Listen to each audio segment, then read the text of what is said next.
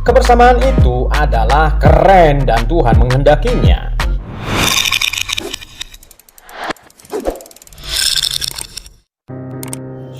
Shalom sahabat pemenang.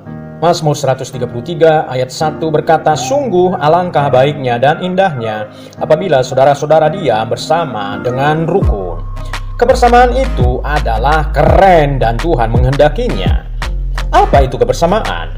Sebuah ikatan yang terbentuk karena rasa persaudaraan atau kekeluargaan.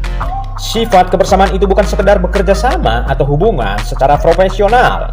Misalnya dalam sebuah perusahaan, para pekerja dalam perusahaan itu, mereka duduk bersama dalam satu ruangan, berkumpul bersama dalam kapasitas yang lebih besar, tapi belum tentu ada rasa persaudaraan atau kekeluargaan. Mereka kelihatan bersama karena tuntutan pekerjaan dan profesionalisme. Hakikat dari kebersamaan adalah ada rasa persaudaraan dan rasa kekeluargaan di antara orang-orang yang ada dalam komunitas tersebut. Kebersamaan membuat kita merasa tidak sendiri, dan kebersamaan membuat kita lebih kuat. Rasa persaudaraan dan rasa kekeluargaan membuat kita bukan orang lain. Saya adalah bagian dari kamu, kamu bagian dari saya adalah kita. Gereja adalah wujud nyata dari kebersamaan. Yesus memanggil kita untuk hidup di dalam kebersamaan, bukan untuk hidup secara sendiri-sendiri. Paulus menggunakan analogi tubuh untuk menggambarkan keberadaan orang-orang percaya. Pengertian gereja ada dua macam. Pertama, gereja secara universal atau am. Semua orang di seluruh dunia yang percaya pada Yesus adalah satu dan bersama. Kita saudara di dalam Kristus, dan kita satu keluarga sebagai keluarga kerajaan Allah. Pengertian kedua, gereja secara lokal. Tidak kebetulan kita ada di dalam gereja kita masing-masing sekarang ini. Tuhan yang menaruh kita di dalam gereja itu.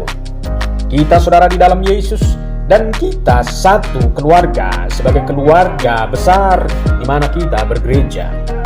Kalau kita hidup di dalam kebersamaan, kita perlu memperhatikan 4 hal. Pertama, sehati sepikir. Filipi 2 ayat 1-8. Di dalam komunitas ada banyak orang.